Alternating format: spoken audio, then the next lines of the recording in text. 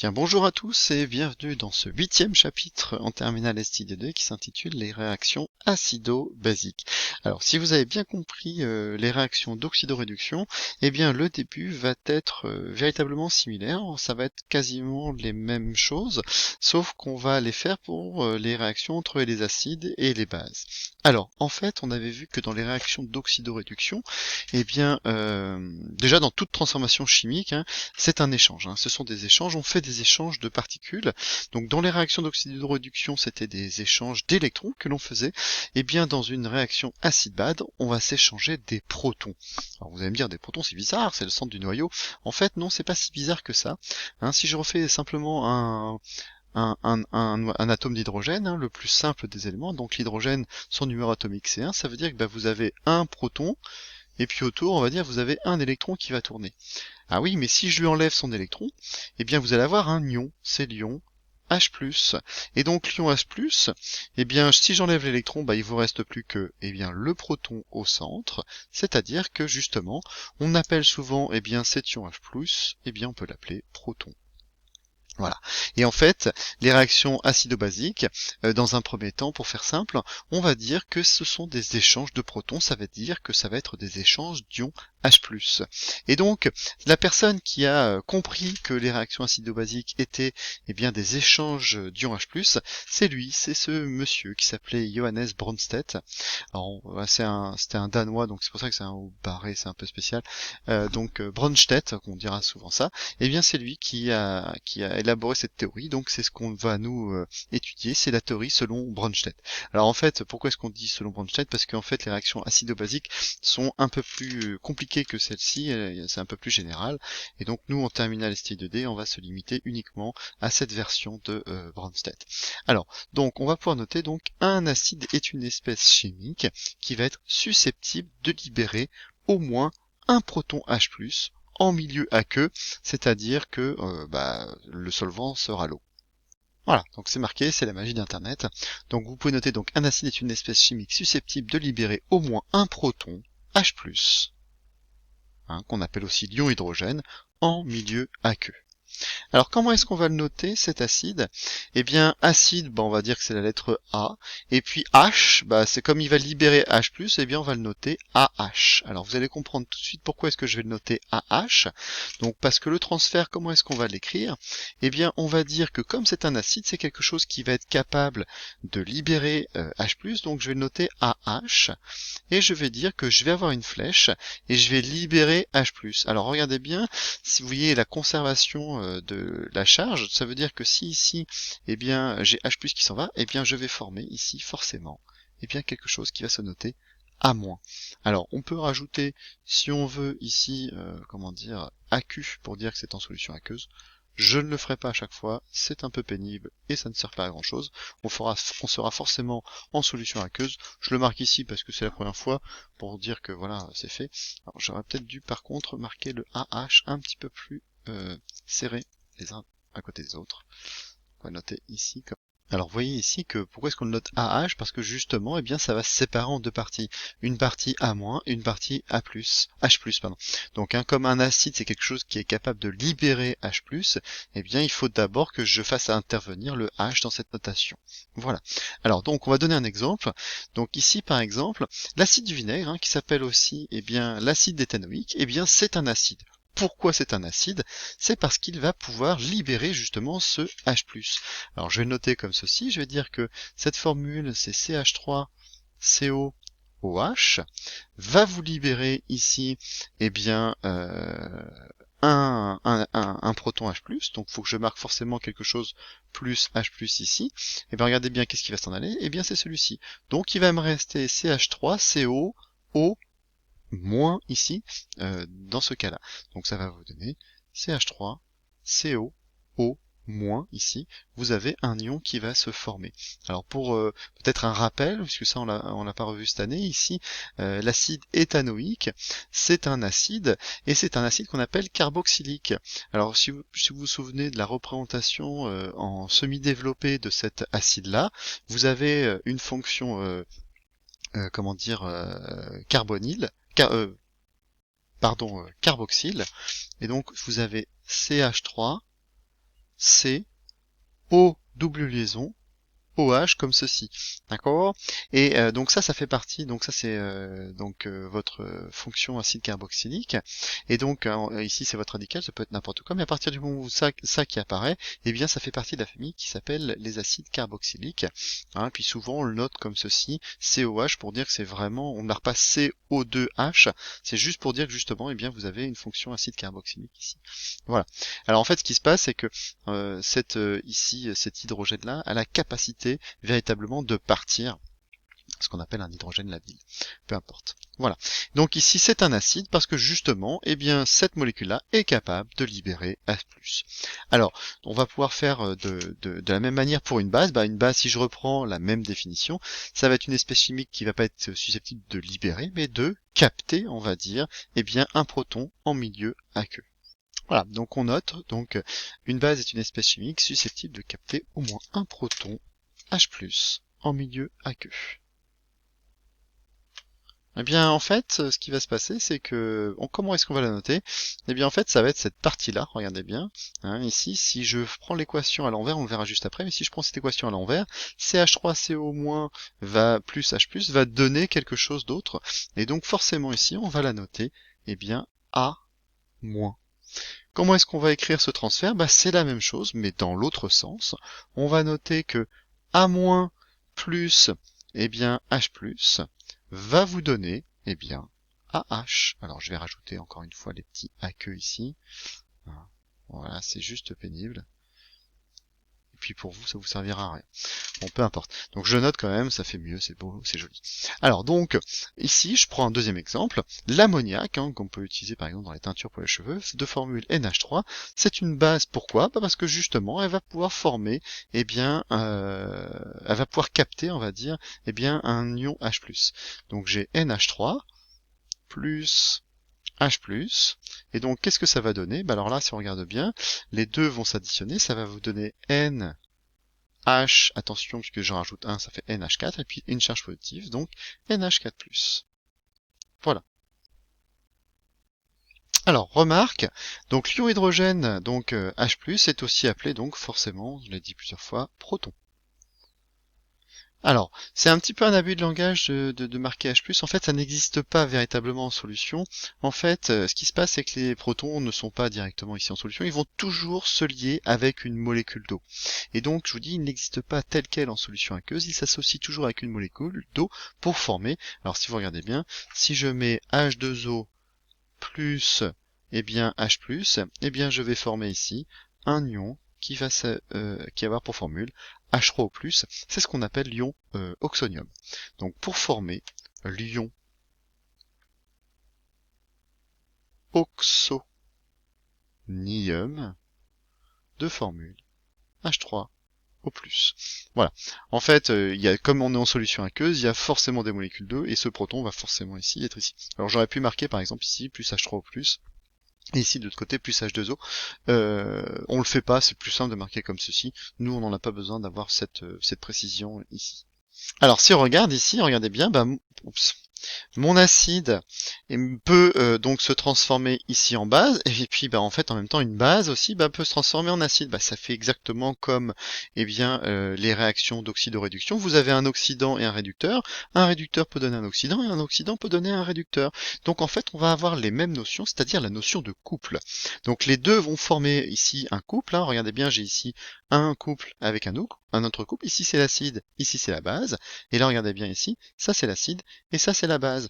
Donc en fait, au lieu de s'échanger des électrons, ils s'échangent des protons, et on va former de la même manière ici un couple. Donc il y a des règles pour écrire ces couples. C'est ce que je marque ici, donc on peut remarquer qu'un acide qui cède un proton H+, se transforme en une espèce chimique très proche, mais qui peut capter un proton. Hein. Ça peut aller dans les deux sens, donc qui peut capter un proton. Et donc, cette espèce que l'on a formée qui est capable de capter un proton, on vient de le voir, et bien ça c'est une base. Donc on va plutôt parler dans ce cas-là de base conjuguée, hein, comme on avait ici des couples conjugués en oxydoréduction. Donc c'est donc une base dite conjuguée. conjugué ici. Donc voilà, ça veut dire que justement ça marche ensemble. On a un acide et une base qui sont conjugués, ça veut dire qu'ils vont aller ensemble. Alors comment est-ce que je vais faire pour noter ces équations? Eh bien, on va utiliser les mêmes notations qu'en oxydoréduction avec des doubles flèches. Donc l'écriture de la demi-équation ici, ça sera bien AH qui va vous donner ici avec une double flèche A- plus H+. C'est-à-dire qu'en gros, si je peux écrire ce genre d'équation, ça veut dire que ici j'ai un acide et sa base conjuguée ici. Voilà. Donc on pourra dire que les deux sont liés par cette relation, et donc on aura le couple acide-base conjugué à cet endroit-là. Je vais pouvoir les noter de la même manière qu'en oxydoréduction. Alors souvenez-vous, en oxydoréduction, on mettait toujours en premier l'oxydant et le deuxième c'était le réducteur. Et bien là, on va toujours mettre l'acide en premier et la base conjuguée en deuxième. Donc ça conduit quoi au couple acide-base.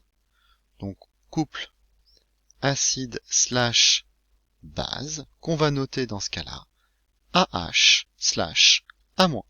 Donc on pourra noter ici peut-être d'une autre couleur, hein. Ici c'est l'acide et ici c'est la base, hein. Donc ici qui sont forcément conjugués. Conjugués, ça veut dire que quand on conjugue, ça va ensemble. Hein, c'est l'acide et la base conjugués à cet endroit. Je vais noter ici pour que ce soit vraiment clair. Donc A-, c'est quoi? Eh bien c'est la base conjuguée de AH. Donc et la base conjuguée de AH, donc c'est-à-dire l'acide, d'accord, et réciproquement.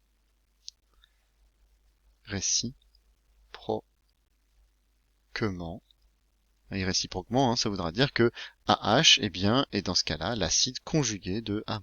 Voilà. Alors, donc les couples sont pas à connaître, tous les couples seront donnés, ça sera toujours de la forme, ce que je vous ai marqué ici, alors j'en ai mis plusieurs. Donc vous avez différents couples, l'ion oxonium O par exemple, ça fait un couple acide-base, donc H3O plus H2O. Donc le premier c'est toujours l'acide, le deuxième c'est toujours la base. Par contre ici, si on regarde le deuxième, l'eau je peux le retrouver dans l'autre côté, c'est H2O, HO-. Alors voilà, c'est possible d'avoir ici quelque chose, une espèce chimique qui soit à la fois un acide et à la fois une base, c'est ce qu'on appelle des ampholites. Peu importe, le nom n'est pas à savoir.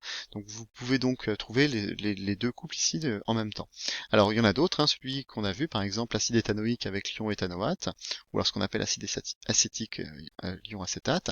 On a ici avec l'ammonium et l'ammoniac, on a aussi avec le dioxyde de carbone et l'ion hydrogénocarbonate, on a aussi donc l'ion hydrogénocarbonate et l'ion carbonate, voilà, peu importe. Donc il faut savoir ici premièrement établir à partir du couple acide-base ces demi-équations comme on a fait jusqu'à présent. Ça va être beaucoup plus facile qu'en oxydoréduction parce que la plupart du temps les coefficients seront égaux à 1, dans la plupart des cas ce seront égaux à 1, donc ce sera beaucoup plus facile à équilibrer. Bien, alors on va passer au petit 3 qui s'intitule modélisation d'une réaction acido-basique. Alors qu'est-ce que c'est qu'une réaction acido-basique? Eh bien ça va être la réaction entre un acide et une base. Alors par contre ça va être l'acide d'un couple avec la base d'un autre couple. Donc comme en oxydoréduction, il va falloir avoir deux couples oxydoréducteurs pour pouvoir avoir une réaction d'oxydoréduction. C'est la même chose ici, il vous faut un acide d'un couple et la base d'un autre couple. Et dans ce cas-là, quand je les mélange, il va y avoir un transfert de protons d'un acide vers une base, et on va avoir une réaction chimique qui va se produire. Alors on note donc une réaction acido-basique et donc le transfert d'un proton H+. Donc c'est donc le transfert d'un proton H+, d'un acide vers une base. Dans le cas général, donc, on va prendre toujours deux couples. Alors, je vais les distinguer. Le premier couple, je vais le noter A, H, slash A-. Attention, comme j'en ai deux, je vais peut-être mettre un petit numéro. Donc, je vais marquer par exemple A1 ici et A- ici 1. Non, je me répète. Donc, A1H slash A1 moins, je vais y arriver. Ça va être pour le premier couple. Donc ce premier couple, je le vais noter comme ceci. Et le deuxième, je vais faire la même chose, sauf que je vais le noter avec un petit 2. Donc A2 en indice, H slash A2 moins ici. Alors, Donc on va avoir par exemple, je vais dire que ça va être l'acide 1 qui va réagir, cette fois-ci par contre avec la base 2. Donc l'acide 1, il est noté A1H, et il va réagir avec la deuxième base, c'est-à-dire A2-. Et l'équation acido-basique, c'est quoi? On va avoir ce transfert de protons qui va avoir lieu. Donc je vais partir de ce que j'ai comme réactif. Alors on va faire comme en oxydoréduction, hein. On peut souligner ici eh bien, les réactifs, c'est-à-dire que vos réactifs seront donnés. On dira je mélange tel acide avec telle base, et donc c'est ça qu'il va falloir que je commence à écrire au début. Hein. Si je dis que je mélange A1H avec A2-, eh bien je vais les souligner, je vais dire que ce sont mes réactifs, ça veut dire que ce sont ces deux-là que je vais marquer ici, eh bien en premier. Donc je note, ici j'ai A1H plus A2-, qui vont vous donner quoi? Eh bien, qu'est-ce que ça va donner? Eh bien, je vais avoir ce transfert de protons. Ce proton va aller de l'autre côté. Donc, ça va vous donner que je vais obtenir à la fin, eh bien, les bases ou les acides conjugués. Donc, je vais avoir A1- qui va vous donner plus, eh bien, A2H. Ici, à cet endroit-là. On voit bien que c'est une réaction acido-basique par transfert de protons. Regardez bien donc le proton qui se trouve ici, eh bien il va aller ici. C'est bien ça. Donc si je lui enlève A1H+, eh bien ça va vous donner A1-, et puis si je lui donne H+, ça va lui donner A2H. Voilà. Alors, rien de vous un exemple ici. Donc il va falloir écrire les réactions acido-basiques entre l'acide éthanoïque et l'ammoniac. Alors, il y a marqué voir grand 1 petit 1, c'est-à-dire qu'il faut connaître les couples. On va les voir ensemble. Donc acide éthanoïque et ammoniac. Alors où est-ce qu'ils apparaissent? Eh bien j'ai ici, d'accord? Donc mes couples, ils sont là, je vais les renoter. Donc acide éthanoïque et ammoniac, c'est celui-ci, et puis celui-là, c'est celui-ci. Alors on y va, CH3COH, CH3CO-. Alors l'acide éthanoïque, le couple qui sera donné, donc c'est CH3COOH slash CH3CO-, et avec l'ammoniac, le couple, hein, si vous regardez au-dessus, c'est NH4+ slash NH3. Bien. Alors, donc maintenant, eh bien, il va falloir que je souligne mes réactifs. Qu'est-ce que j'ai? L'acide éthanoïque. Alors, je ne sais pas trop où il est. Regardez bien.